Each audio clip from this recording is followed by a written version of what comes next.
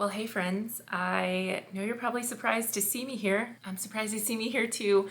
I know it's been a really long while, but I wanted to catch up with you, tell you what's been going on in life, what we've been up to, and just, fill you in on all the things. So let's get into it. So I had a lot of people actually come over to Instagram and say, hey, are you okay? Or hey, are you ever coming back to YouTube? And I actually had a lot of people ask me to please come back to YouTube and make videos again, and I thought that was just incredibly kind and made me really feel so grateful for all of you who are here. And I knew I would come back to YouTube. There was really never any question in my mind about that. It was just kind of a matter of when I felt like it would be a good time for a lot of different reasons, which we'll kind of get into in this video. And I will tell you up front, this video, I'm not going to be showing you products or trying anything on.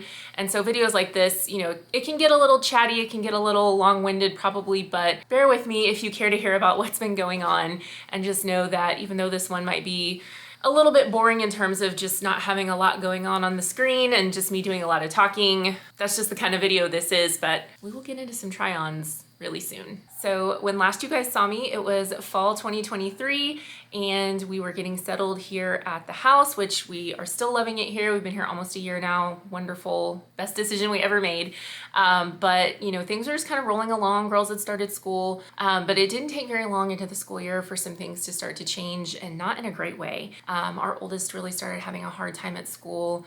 There was definitely, bullying and things like that. There was also a lot of issues with, her trying to navigate having ADHD and being in environments where it was just kind of chaotic, and her staying focused was really hard, because the thing about, ADHD, you can have a 504, and she did, but in order to have an IEP, you have to go through the testing process and have certain scores that would let you have an IEP, and we did all of that. And so in math, she was like this close to having an IEP and just barely missed the mark. So really struggling in math, really having a hard time in math, but because her scores weren't quite low enough, could not get her on an IEP. So we were trying to use her 504 and really, think creatively about how to solve some of these issues. And some of the people who it felt like really were advocates for her kind of felt like they were getting shot down by other people. And, conversations with the administration just left me feeling like I was talking and no one was listening. But the bottom line is that her mental health was the worst I have ever seen it. And we were really having some conversations that as a parent, you never want to have, because it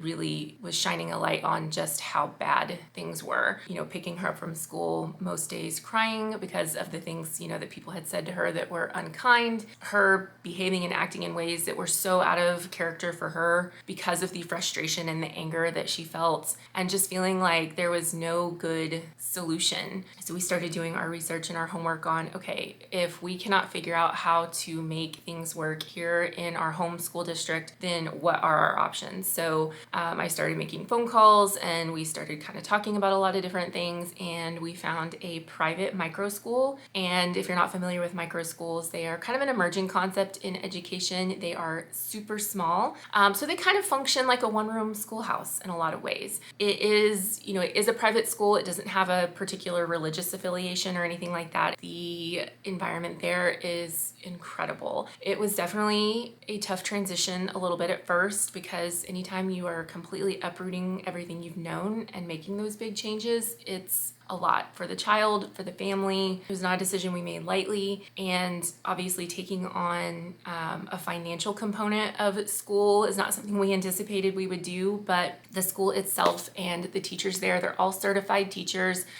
She gets one-on-one help every single day with math. I say every single day. She's obviously on summer vacation right now, during the school year. So she gets one-on-one help with math. Her scores in math have improved. Her self-esteem, her well-being, her mental health, everything. Like this year, at the end of the school year, she was crying because she didn't want to go. She was crying because she was going to miss everybody. So we started the school year off, crying because it was like, I hate it here every day. We had a conversation where she was like, Mom, I don't know why I'm here. I don't know why I matter. Like, I just want to crawl in a hole and not come out. And I was like, you are too young to be carrying the weight of these kind of burdens with you, and feeling this way. So we made a huge life change when we did that. And now I have 2 kids who go to 2 different schools in 2 different places. My youngest still goes here to our local public elementary school, and we'll keep her there as long as everything works for her. You know, I'm a public school teacher's kid, so I totally believe in public school, but I know that there's a lot about that system that is just suffering and broken right now. You know, we've kind of had to shift the dynamic of like how we function on a day-to-day basis during the school year. So that was like major life change number 1, and it coincided directly with major life change number 2. So unfortunately, at the same time all of that was happening with our oldest, my father-in-law had gone to the ER, and then he was admitted into the hospital, and unfortunately we found out that he had cancer. At that point, it was already throughout his body, and it was very aggressive. And unfortunately, there was no kind of treatment option or anything like that. And before any arrangements could be made for hospice or anything like that, he actually ended up passing away in the hospital. Sadie's second day at her new school. That also happened to be 2 days before my husband's 40th birthday, and that also happened to be the week before Thanksgiving. As you can imagine, that was a lot for our family to experience and process all at one time. It was just really terrible. It truly was. There's no other way to say it. It was just awful. Watching my husband lose his father is for sure one of the worst things I have ever experienced in my life. Getting through the holidays then, and trying to navigate all of that with everything just being so different and it being so unexpected. You know, there was no time to process it. There was no time to like work on acceptance, or, you know, there was not a lot of goodbyes or, you know, anything like that. It was all very quick. And I also, you know, because of my job and everything that I do, the holiday season is the busiest. So I had a lot of things on tap for my work over on Instagram, a lot of partnerships and sponsored work that was already, you know, under contract, had to be completed. We just kind of held on for dear life and went through all of it. Yeah, it was not fun. I guess if there's one thing I could say that would be a positive, it's just that it has obviously given us a greater appreciation for how finite life is, how short our time is here, and making the most of it and being really intentional about spending time together and making memories. You know, my family and my mother-in-law, so like my parents, my brother, my mother-in-law, me, my husband, my girl, like we really spend a lot of time together as like one unit. You know, we just really try to have the parties, take the pictures, like do the things. We are just thankful for the support of a lot of people who have been really wonderful to our family and helped us get through what was a really difficult time in trying to help our child, you know, grieve not only the loss of her public school life and friends and all those things, but also grieving the loss of her grandfather at the same time. And so, yeah, life will just throw things at you faster than you can even blink. So the other thing that I feel like has to be addressed is just the changes in the way that I look. So I had definitely started losing weight before I quit uploading. I was getting a lot of questions about it. I kind of felt like it was the main thing people wanted to talk about. Same thing on Instagram. And I understand everyone's curiosity and questions and all that, but I just really I really didn't want to talk about it because I really don't want people's unsolicited advice or opinions on my body and how it looks and what I choose to do with it. In the same way that I don't want anyone's feedback about my pap smear, I don't want anyone's feedback about, you know, my body in terms of, you know, what I choose to do with it. So I just felt like if I started, you know, talking about the specifics of weight loss, that it was going to turn into this thing that I could never undo. And it kind of felt like that was just the only thing people wanted to focus on. However, over on Instagram, I made a post after the first of the year addressing it because I was getting really tired of people just kind of creating whatever narrative they wanted to, since I didn't want to discuss it, because somebody said that I was coming across as being very disingenuous for not disclosing the details of my weight loss, and that basically like it was essential for me to lay it all out for people. And I was like, I don't know that I would say it's essential. I definitely don't feel like I owe anyone anything. But at the same time, what I'm not going to do is let somebody attack my character. And if you knew me in real life, you you would know that disingenuous is the last thing in the world that I am. So I figured that it would probably be a good idea to come over here and kind of do the same in terms of addressing some of the specifics and details, the most frequently asked questions, because I know once I start uploading try-ons and things like that, people are going to want to know things. This is not going to become a weight loss channel. I probably won't ever make a dedicated weight loss video because I don't want that to be the video that gets all these views and then people come and think that I'm a weight loss channel, because I'm not, and I'm never going to be. So I thought we would just knock it all out right here and right now. So thus far I've lost about 175 pounds. It has been over the course of almost 2 years. I did not have surgery. I've had some people say, oh, I didn't know you had bariatric surgery. I'm like, well, that's because I didn't. I have been on a GLP-1 medication, and I started that after I had a scare myself with cancer. And that was not really, it wasn't about a connection between, cancer and weight. It was about realizing that the amount of time we have here is so short, and that I wanted my life to just be as good as it could possibly be. So that happened when I was 39. I had to have an MRI because I was having some issues with my neck and my discs. And when they did that MRI, they found nodules on my thyroid. So my doctor called me personally and said, hey, you gotta go get an ultrasound because this could be cancer. And it sent me off the rails. I don't think I really ever talked about that part of things here or on Instagram. I know I talked about like my MRI, but I think when all of that was happening, I don't know if I ever really addressed,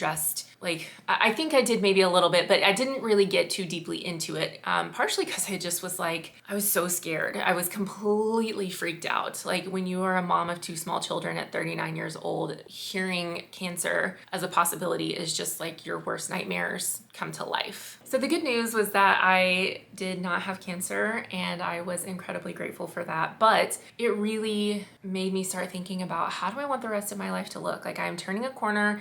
I'm going to be 40 on my next birthday. And what do I want the rest of life to be like? And I felt like it was time for a lot of changes in my life, not just with my body, but just with a lot of things. We were stretched so thin from me basically working 2 jobs full time.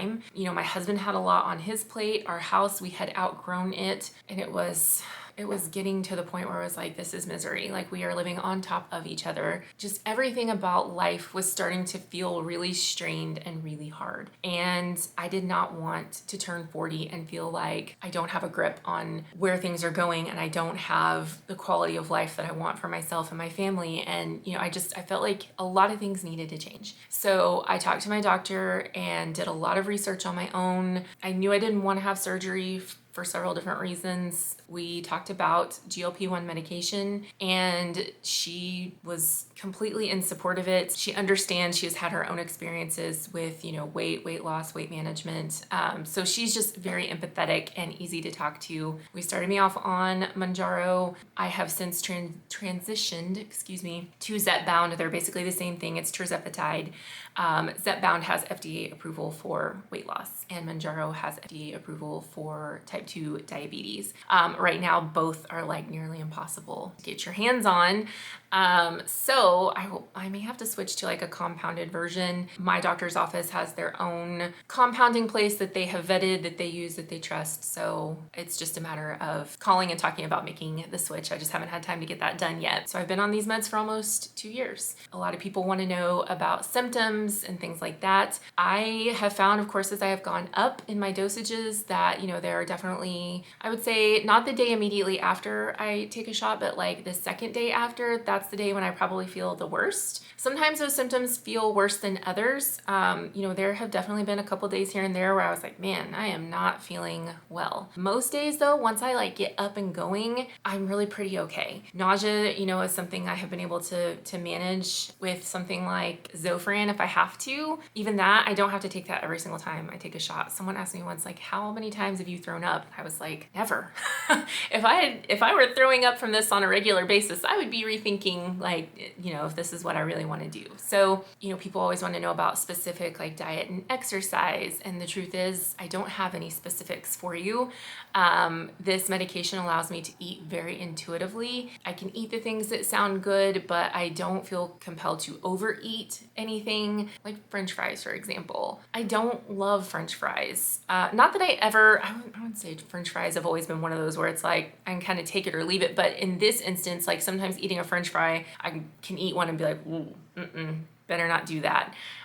Or just the thought of a French fry is like, nope, can't do it. And conversely, really cold things sound super good. I feel like this medication impacts me mentally as much as it does physically, and it really allows me to maintain and manage and own, how I eat in a way that feels very natural and unlike anything I've ever experienced before. A lot of people talk about this medication and say that it silences the food noise, and that is extremely true for me. All of the very intrusive, invasive, obsessive thoughts that I used to experience around weight loss, food, all of that, that really led to, a lifetime of disordered eating patterns and behaviors. This medication has made all of that feel like it doesn't exist anymore. And as far as, exercise and things like that, I really tend to associate hardcore intentional exercise with a time in my life where I kind of used exercise as punishment and really took it too far.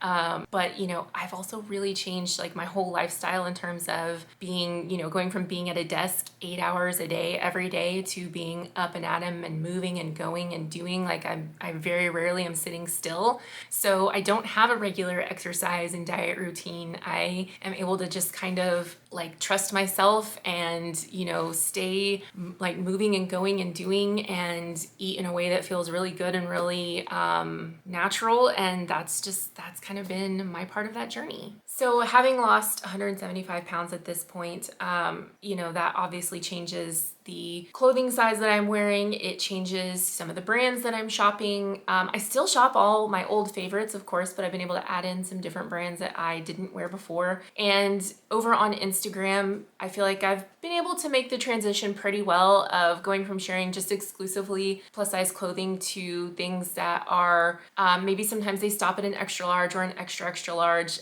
Someone asked me the other day, like if I was gonna, switch into sharing just straight size clothing. And the answer, of course, is no, for a couple of reasons. One, I still sometimes prefer the fit of something or need the fit of something plus size on the bottom half because I am so pear-shaped.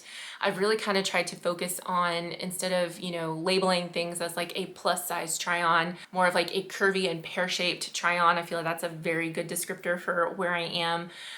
Here you may see me label it as like mid-size / plus size because I feel like, I'm kind of both. Up top, I'm probably more mid-size, and then on the bottom, more plus size. My sizing on the bottom can be anywhere from like a 16, 18 to an extra large, extra large. Sometimes I may need to size up to a 2X just depending like on the brand, or if it's like Amazon, sometimes I still prefer their 3X pant or, something like that. But for the most part, like if I'm ordering a pair of jeans from Abercrombie, like I'm probably going to order a 33 or a 34. I think the biggest thing is just you knowing here that if you continue to stay subscribed, you are going to see a mix of things, and I am going to be sharing things that I love, and some of those things may be, 1X to 4X. Some of those things may be extra small to extra large. Hopefully, if the sizing isn't in alignment with your size range in a particular item, the outfit ideas, the styling tips, things like that will be helpful to you and offer you something, even if maybe one part of it is like, well, that's not going to work for me, but I like this part over here and that gave me some ideas, and so I still like coming to this channel. And let me be very clear, if anything about what I share or how I share is upsetting or makes you feel like you're questioning yourself or having some sort of inner comparison or bringing you anything less than joy, I would absolutely encourage you to unsubscribe. And I'm not saying that in a way that is sarcastic or facetious. I genuinely mean it. And the reason why is because we consume so much on the internet over time, because I catch myself doing it. We can really start to have negative thoughts if we're watching things that make us feel like, maybe we're not doing the right thing or not doing enough of something or we're doing too much of something. When you start to watch things and it makes you feel like you're not enough in some way, that's a dangerous place to be. I don't ever want to make anyone feel like that. Yeah, if you stick it out with me, I want to have you here. And if something about this doesn't resonate with you anymore, that is okay too. So that's what's been going on. There's just been a lot of change, and I finally felt like it was a good time though to start, working on long form content again. I have always said, long form content, while it is some of the most challenging to make, it is absolutely some of my favorites. And the community here, you guys have always been wonderful. So if you have stuck around, thank you truly from the bottom of my heart. It will be different. There will be changes, and we'll navigate all of this together. So also, if you are watching this and you're like, well, what about your top and your earrings and your lip and all that, I will make sure I put all that down in the description box. I'll put my Instagram there. I'll put my LTK there, so you can come find me on those platforms and shop this if you're interested. But I will definitely have some fashion stuff coming up that I'm really excited about. And let me know how you guys have been. Let me know what you've been up to. I can't wait to hear about everything that's been going on with you, and I'll see you in the next one. Bye.